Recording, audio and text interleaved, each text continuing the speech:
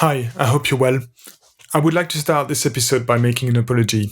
The Criterion Theatre is in the middle of the West End in London, and therefore it's bustling. So during the recordings, we could hear some noise from the tubes passing by, and also some work going on in the same building.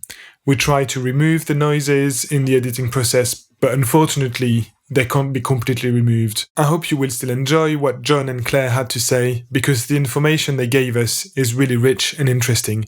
Enjoy the episode and see you next time. Hi Claire, hi John. How are you both? Yeah, good, thanks, yeah. And you? Yeah, very good. I'm very happy to be here at the Criterion Theatre, and thanks for organising the event here. It's great. I really like it. It looks very cosy. It's a lovely theatre, isn't it? It's really beautiful. Yeah, and at the moment there's something on the stage for the Unfriend, which is a play at the moment. So I don't know when it stops. I think it's on for about another 8 weeks or so. Okay. But one of the team here just described it to us and it sounds amazing. So I'm going to book to see it. Oh, definitely. We'll have to publish that episode very quickly then, so that people can come and listen to it. So can I ask you to introduce yourselves, who you are, what's your position at the Theatres Trust, and your background? I'm John Morgan. I'm the director of the Theatres Trust, and I've been in that job for about 6 years. My background is in arts and theatre management. So I've done everything from running venues, touring children's theatre companies, touring contemporary music group, running the Edinburgh Fringe for a little while. I've done a lot of sort of what you might call chalk-faced jobs. We'll get on to what Theatres Trust is about, but this is more of a kind of strategic role, which I'm really enjoying. And I'm Claire Appleby, and I'm the architecture advisor at Theatres Trust. I'm an architect by profession, and my background has been more in private practice, and I've worked a lot in arts and restoration and renovation of old historic theatres and cinema buildings, as well as doing a little bit more commercial work as well. But I found my passion really lay in theatre. And I wanted to get back into doing a little bit more of that. And the job came up at the Theatres Trust, and it sounded incredibly interesting. Meant I could dabble in lots and lots of different theatre projects, not just one for lots of years. So, yes, it's been really interesting and an exciting role. Great. Yeah, I think there's a lot of people who have a strong passion for performing arts and theatres. It's really hard to make a living out of it. Oh, yes. But once you can, it's pretty rewarding.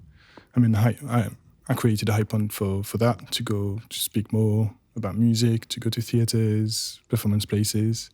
It's quite enjoyable as well. So, I find it amazing from a kind of architecture point of view that as a client, when you're working with a theatre organisation, they are so passionate about their building and about what they want to create.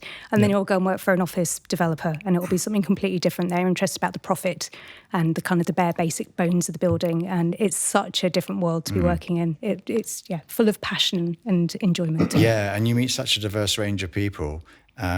And of course, I mean, you'd expect people in the theatre industry to be creative, but it's not just about the plays, which are obviously creative, but it's about the buildings and how they run them and how they design them or adapt them.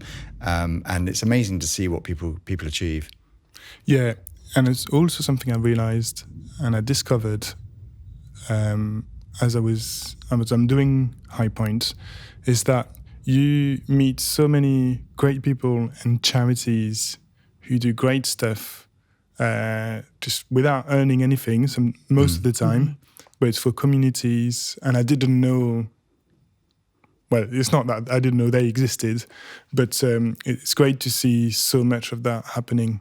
And that's also trying to get more of these people as well, to put light on them, because they're usually in the shadow. You're right, absolutely. Yeah, they're the unsung heroes, and having worked for and run small theatre companies, it's a struggle. You're struggling for every penny that you can get in terms of funding and stuff, and you do lots of extra hours for free because otherwise it wouldn't happen. And it's both a strength and a weakness, really, that people are so passionate, but people get burnt out as well and work too hard, I think, sometimes in our sector. Yeah, there's the previous episodes was with the Stratford Hall, Public Hall in Greater Manchester. I don't know if you heard about it. No, I don't know. Yes, I know about it from a lady who worked very passionately on the campaign there, a lady called Anushka Dayton, who is now working for the Architectural Heritage Fund and providing advice from her journey and the whole process that she learnt from doing that Public Hall. Amazing. So something that is really impressive is the people who started the process of renovating it.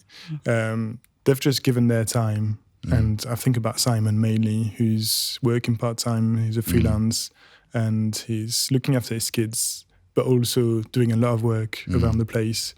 And I wouldn't say just without him, but he did a lot. And it's quite impressive to see that dedication. But also it's really interesting to know that if you need a volunteer or really strong base of volunteers and community behind the place to renovate or build it.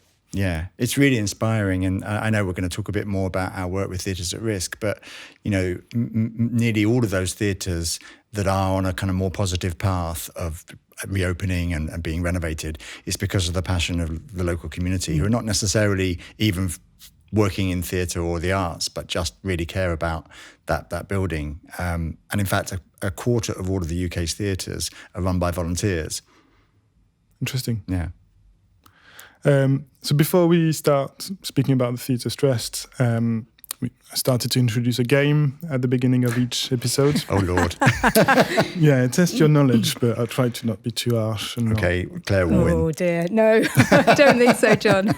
So it's mainly around 5 questions. So the first question is, what was the first playhouse built in London? Oh, my gosh. And when? Oh, my goodness. Well, that's a really good question. If we were talking theatres, I would go kind of Drury Lane, and that was down in the 1600s. But that wasn't a playhouse. That was, well, you know, it was kind of King's Charter. Oh, well, you've gone beyond my knowledge there. Charles II. It's one of the Drury Lane is the oldest site where there's still a theatre. Active theatre, but I don't know whether that makes it the oldest playhouse or the first playhouse. But then, you're going back Elizabethan times and before then. I mean, we can go back to the Globe and pre that time. So, yeah, tricky. There's good hints here. And there's the remains, isn't there, under one of the office buildings down on, oh gosh, what's it called? Good one. No, not that one either. I'm looking at your face here, Mark, and you're not quite there yet. No, was it called the Curtain? It's called the theatre. The theatre. It's as simple as that. Does what it says on the tin. And before I answer that question, I'm being very harsh because I didn't know any of the answers here. So don't feel bad about not knowing. Okay, it's going to be up in the headlines, isn't it, on the stage tomorrow? Theatres Trust staff don't know anything about the history of theatre. Yeah, or on TikTok or on Shorts, YouTube. It was called the Theatre in Finsbury Fields, which doesn't exist anymore, and it was in 1576. Okay. And you mentioned the Globe. The theatre, the timber used for the theatre was reused to build the Globe. It's the first sustainable theatre building. Yeah. I know, we could learn a lot, couldn't we? Yeah. And something really interesting I discovered was that the Mayor of London banned any plays, any actors as well at the time because there was the period of the plague. So they built the theatre outside of London in Shoreditch and they could play there. It's quite interesting. I'm impressed by your research. I really enjoyed researching that. It's just Wikipedia. So if you Google the theatre on Wikipedia, you'll find all that info. Great. What's the longest running musical in the West End history? Oh, it's got to be Les Mis, isn't it? No, is it not? Ooh. What do you think? Was Phantom before then or not? Oh, gosh, I don't know. It's going to be, or it could be another Andrew Lloyd Webber. What about Starlight Express? Wasn't that very long running? Oh. Well, we're checking a few there so that hopefully one of them is right. So I did a mistake in researching it, and I got the first answer was Les Miserables, and it's 14,000 performances, and it's been running and still running It's been running since 1985. Okay. But it's not the longest running. The longest running is Mousetrap. And it's That's not Why musical, is that a though. musical? well, It's the longest running play, for sure. Yeah, Yeah. definitely. so okay, it's a complete mistake from me, but it's 26,000 performances, which is quite impressive. This is its 70th anniversary year, I think, isn't it? Yeah, I think so. Yeah. Yeah. No, really, really impressive running. So I should Have you seen it? No. I won't tell you who done Well, it. to be honest, I didn't know it before. Sorry? I didn't know it before. You're going to have to go and see it I now. know. Yeah. Yeah, you really must. Yeah, so maybe not musicals, but plays. But plays, yes. Yeah. What's the smallest theatre in operation? There's bound to be one Wow. with just one person somewhere, isn't there? There are some really tiny ones, aren't there? So there's a public toilet that's been converted to a theatre over in, is that down in Wales, which is really tiny. And there's a small theatre which only takes a couple of people at a time, isn't there? I can't remember its name. So it's not in the UK. I'm thinking of UK ones. I don't know outside of the UK. Put us out of our misery. It's called Kreml Oft Theater in Australia. Okay. Oh. And it's got 8 seats. And the stage is 1.3 meters by 1.3 meters. Wow. Whereabouts in Australia is it? Australia. Austria. Oh, sorry. I thought you said Australia. Yeah. I don't know. I might check it out. Yeah, yeah. From over that way. It's quite funny. It's just a hut in a city. It must be movable as well. There's been a big fashion of, over the last 10, 20 years for really intimate shows, like one-on-one shows. I mean, not necessarily in purpose-made theatres, but, at the Fringe, you'll often see shows like that. It's kind of quite a big thing nowadays.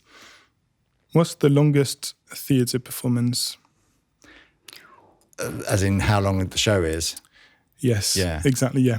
Now, let's just get our categories right here. Do you mean a theatre or an opera? Because I'm imagining the opera would probably be the longest. So it's a but wouldn't it be theatre. I should have got more information from it. Because I'm thinking Wagner, if it's an opera. I'm probably. thinking maybe it's one of those big kind of travelling shows where you put on a great big kind of religious performance or something and they travel through the streets and Ooh, one like of those that go on for like a mama's days. play, that kind of thing. Yeah. I don't know. I feel I'm not doing very well at the quiz No, though. I don't think either of It's us are. okay. It's okay. I'm not doing very well at researching as well. You've got so- the answers. Yeah. So it's the longest is 110 hours and 46 minutes. Oh my goodness. So it's 4.5 days. Wow. And it's in 1987 by Adrian Hilton at the Globe. And he recited the complete works of Shakespeare. Oh, wow. Wow. Oh my goodness. Crikey. I know, He it's must quite have long. taken a break. Surely Yeah. he slept at some point. Yeah, and the audience as well. Yes. Yeah. Or maybe people take it in turn or something. I don't know. You'd probably just dip Wow. into bits of it. Yeah, I can't imagine there were many people who stayed for the whole thing. yeah. It's quite interesting. It's Gosh, I didn't know dedication, about that. isn't it? Yeah. And also to remember everything. 4.5 days as well of learning Oh, surely he Shakespeare. didn't memorise it all. He must have read it out, I would have thought. Memorising all of Shakespeare's plays from beginning to end. Well, let's research about it. Really? I'm really interested. Hey. Gosh, That's I mean, I'll take my amazing. hat off to that man in that case. Wow. And talking about Shakespeare, how many plays did he write? Oh, Lord. And me with an English degree as well. I'm going to pass that one over to I'm you, guessing John. 30 something or other, but I can't remember exactly. 32? Nearly. That Nearly. sounds good. 39. 39, okay. Well done. Hey. That part of the preparation of the podcast is the part that takes me a lot of time. I bet. Because I have to research and make sure I know a little bit of anecdotes as well. But you've been testing me as well with more questions and more details, so I'll have to read a bit more about every question. So let's talk about Theatres Trust. Can you tell us what it is? What's the purpose of the Theatres Trust? How long it's been running? Yeah.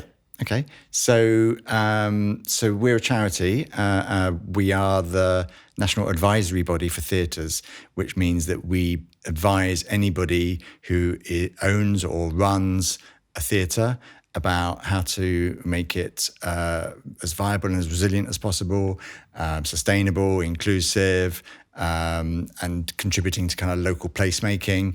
And our kind of goal really is that everyone should be able to have access to a live performance space, to a theatre near where they live, so they can enjoy live performance, not necessarily just straight theatre. It could be comedy, music, the whole range. So we're also an arm's length body under the government. So the Secretary of State for Culture is our ultimate boss. And we're a statutory consultee in the planning system. So whenever a theatre is being built or extended or adapted, or increasingly rare nowadays, but sometimes when a theatre is planned to be demolished, we are asked our opinion. The local authority have to ask us our opinion. They don't always listen, but often they do. And that's one of the key ways that we can help protect theatres and promote theatres and encourage the building of new ones where there's a market for it. How many applications are made every year? Oh, loads. And it's getting more each year, actually. So I think last year we commented on 155 planning applications for theatres, and then 85 listed building consents. So if a theatre building is listed grade 1, grade 2, grade 2 star, we'll get consulted on any interior changes to that building as well. It doesn't have to be something that necessarily comes through in planning, because that will affect the exterior. So we'll look at those changes and alterations and comment on those. But we also get involved in pre-application discussions. So when an operator is thinking about making changes or adaptations to their building, or even building a new theatre, and they'll come and talk to us before going to planning, which we would always recommend, because we can hopefully give them a bit of advice and help and provide a bit of useful commentary on that. And I think last year we even commented on over 20 pre-applications as well. So quite a lot. And sometimes we dig in quite deeply. If the theatre owner is up for it, we'll spend the day bringing in other architects and other operators to look at their plans and kind of work as critical friends, helping them to kind of work out, well, where are the issues here? Could this be improved in this way? We did that for the Theatre Royal Drury Lane, that for their recent refurbishment, for Home, the new building, relatively new theatre in Manchester, and quite a few others. Where else did we do recently? We've done the King's up in Edinburgh, and the King's Head up in Islington, the Citizens Theatre up in Glasgow, Fairfield Halls down in Croydon, so a few. And they're always very worthwhile sessions, because we can pull in on expertise of other theatre operators, of architects, of project managers, so we can give advice across the board, and it's a really in-depth look at that theatre project, and it can advise them on everything. And similarly within the team, so we've got Claire, who's a theatre architect by trade, myself and Lucy, who are theatre managers, arts managers. So we know kind of about the business side of things and the kind of practical aspects of running a theatre. We have Mark, who's our heritage advisor, who can talk about the listed building elements. And we have Tom, who is our planning advisor, who's a town planner, and knows all the kind of legal stuff around town planning and what you can and can't do. And so when we give that advice, whether it's before application or after the application has been submitted, it's kind of a rounded bit of advice, not just on the design of the building, but also on, is the bar going to work? Is there enough space? What about getting the sets in and out? Is the get-in well designed? So we can kind of advise on the whole thing. Do you do that for free? Yep. Yeah, for our planning advice, we do know. it for free. For the advisory review, which is the kind of more in-depth look, there is a small fee, which is more basically to cover expenses of those very, very kind experts who give us a bit of free advice, and we'll come and sit on a panel. It's so interesting how many of them are up for giving a whole day of their time for free, mostly because I think most theatre operators and architects are also quite nosy, so they kind of want to have a look at other people's projects. So they're quite happy, or they seem to be so far quite happy to come along and do stuff. But so there's a minimal charge just to cover expenses. But everything else we do is for free. That's good to know. Yeah. And all these people you mentioned, are they all full-time working for the Theatres Trust? No, we've got a mix. There's about a dozen of us in total. Okay. And off the top of my head, I think about 2/3 of us are full-time and 1/3 are part-time, sort of 2-3 days a week. So they also have their own jobs or work in their practices. But you're both full-time? Yes. Yeah. Great. And a bit more.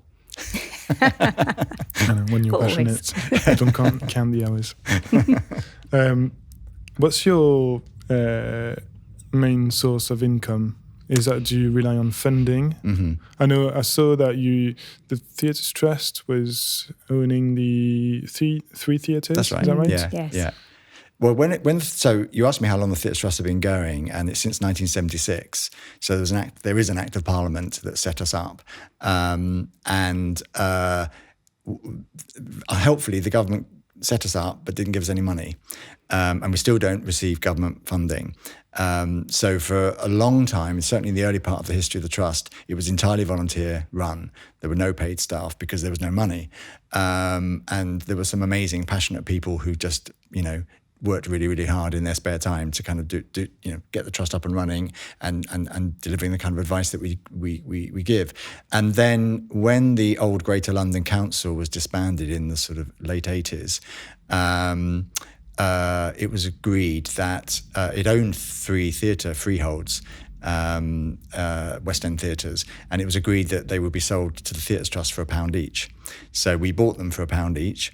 And we now rent them out. We don't run them because that would be a conflict of interest, but we rent them out, and the rent is probably about half our income, and the rest is fundraised through trusts and foundations, donors, etc.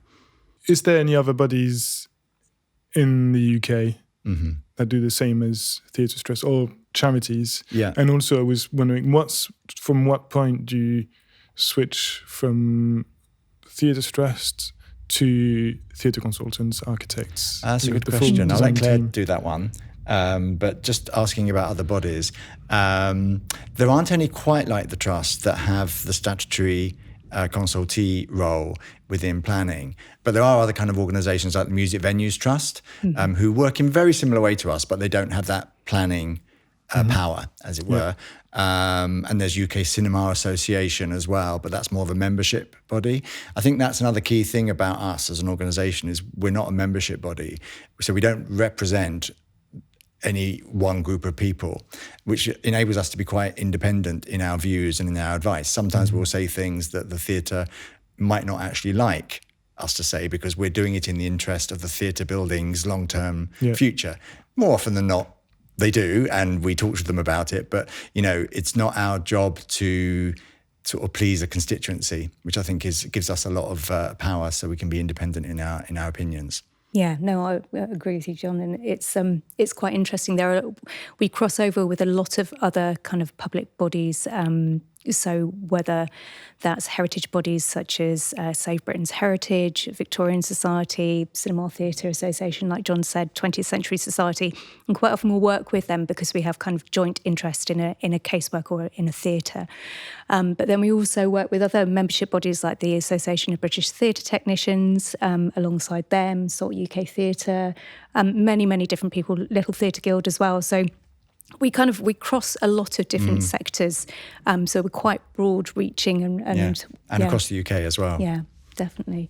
And to pick up on that thing, that your other part of the question, which was where does our advice kind of start and end, and where does it cross over with the advice of architects and theatre consultants? We're just a small team and we can do what our capacity allows, I guess. And so what we give is very, very high level advice, and we can point people in the right direction. So if people are after architectural advice, we can give them some very kind of broad brush pointers and very high level advice, but then we can also point them in the way of architects who've dealt with similar projects before, on similar theatres. Or, if they want a bit of advice on sustainability, or if they're looking at other campaign groups or, local friends groups have carried out similar projects, we can put them in touch with each other. And the same with local authorities. We quite often link people together. So we're kind of that linking point in the middle. Do you provide advice for noise as well? For noise, we do actually. Yes. Noise is an issue. It is a big issue. Not so much noise. Well, there can be issues around noise coming into the theatre, and certainly when there's plans for what we call neighbouring developments, so something happening next to or near to the theatre, we will advise on what kind of restrictions should be placed on when the work can be done and how it might affect the get in or get out for the theatre.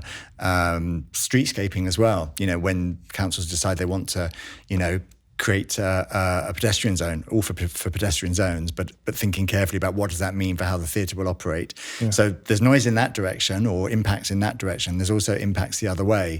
And we, along with a lot of other people, lobbied for the planning law to change, for there to be a new rule called agent of change. And what that essentially means is if... for instance, it's quite a common thing now for developers to take office buildings in town and city centres and convert them into residential because that's the shift in demand. Yeah. And makes a lot of sense in terms of animating town centres. But if that space happens to be near to a theatre or a music venue, it can potentially threaten the future of that venue because you start to get complaints from the residents about the noise. So agent of change says whoever came last is responsible for the issues. So if the developer does this conversion, it's their job to deal with noise issues and either insulate their development well or pay to insulate the venue, but at their cost. Or place restrictions on the residents that they can't complain because they've chosen to move into a town centre next to a venue. So that's a really important new law that's come in just quite recently, both in England and Scotland and Wales. No, it's really interesting. And thinking about that, we quite often, if we're speaking to developers, and in London there's been not a trend, but there have been more theatres which have been placed in new build mixed use accommodation kind of spaces, and the basements tend to be the home for the theatre. And then speaking to the developer about the sound and how the sound transfers up, not just airborne sound, but also how the sound will vibrate through a structure of a building and how they have to accommodate that and make sure they put in the zones and the right kind of acoustic accommodation for that as well. So yeah, we get involved at all levels on that as well. I think that's what makes it such an interesting job for both Claire and myself and for the wider team, that, one day we'll be talking to a group of volunteers about, how to kind of open up their theatre and make it work. Another day we'll be talking to a developer, hopefully persuading them to make changes to their development that will really help improve the theatre. Another day we'll talk to the local authority about their culture plans, because as well as responding to specific plans for buildings, we also get consulted on the local plan. Mm-hmm. So every local authority has to have a plan about what buildings they want where and what buildings they want to protect, what areas they want to change, and they have to do a new one every 5 years roughly, and we get consulted on those. And our primary objective is to make sure they've thought about the cultural facilities, identified which ones they want to retain, identified the opportunities to maybe build a new one. So yeah, it's very varied. Hugely and varied. We talk to all those specialists as well, the acousticians and the architects and the structural engineers and all that. And it's all a little bit above my head, that stuff, but it's fascinating hearing them talk. It is. And then I kind of, with my more technical hat on, I work with the Association of British Theatre Technicians, work on the Yellow Book, or the Technical Guide for Places of Entertainment, which you might have come across, Mark, which kind of gives guidance on, you should have a read. Yeah, I will. Gives, kind of technical guidance for theatres, all places of entertainment. And I've been doing a bit of research work with Historic England on fibrous plaster ceilings as well. So, we get involved in a huge amount of stuff and very varied. So as John says, you can be crawling through a theatre ceiling void one day, and then I can be up in Morecambe on another day talking to the friends group up there about, where they're going to get their next seats from or what's happening. That's a lovely thing, we've been able to help a couple of times with rehousing seats. So, a theatre's decided to do a refurbishment. They don't want their seats anymore. They don't know what to do with them. So we advertise or help them advertise them, and they get relocated somewhere else. I saw one advert. Yeah. I can't remember when, but yeah. Great initiative. Yeah. Yeah, it's, again, a bit like the globe being made out of reused wood from the previous theatre, It's a great example of repurposing stuff and not just chucking it away. Are they usually in good condition? Or do you need to refurbish them? Can vary. I guess it's, sightseeing really. It's up to the person taking them to decide where they want to take them if they are in really poor condition. But no, I think people wouldn't offer them, it's a fairly generous sector, and I don't think people would kind of like offer out rubbish seats. Yeah, obviously. Or it can cost quite a lot of money to refurbish it. Obviously, we impact the acoustics as well. Indeed, yeah. So, but yeah, I've seen a case like this where they had the seats that were okay, but they changed them because they were too wide. So they too wide. That's unusual for a theatre. Most people get too small. As enough people, or they could fit more people if they had like narrower seats. It's always a trade-off. I mean, I've been involved in projects where we've tried to squeeze more seats into a theatre to give it a bit more capacity, but you've got, comfort is so important as well. And as Claire says, it's usually the other way with Victorian theatres or Edwardian theatres that people were genuinely smaller in those days, and they didn't really care so much about fire safety in those days either. And so, a lot of upgrades are actually about creating more space and having fewer seats, and just working out whether or not they can afford to do that trade-off. I was at a theatre earlier this week where they're looking at just respacing the seating in their auditorium, because what they've realised is some of the seat rows are really generous and there's a lot of leg room, and others are really, really tight, where I'm quite short and even I'd struggle to sit in them on my knees right up against the back of the seat. And so they find that their audience will only come to the theatre if they can sit in seat row K, but they won't come otherwise because they don't, that's the most comfortable row and that's the one they want to be in. So yes, they're going to be doing a big exercise in respacing seating.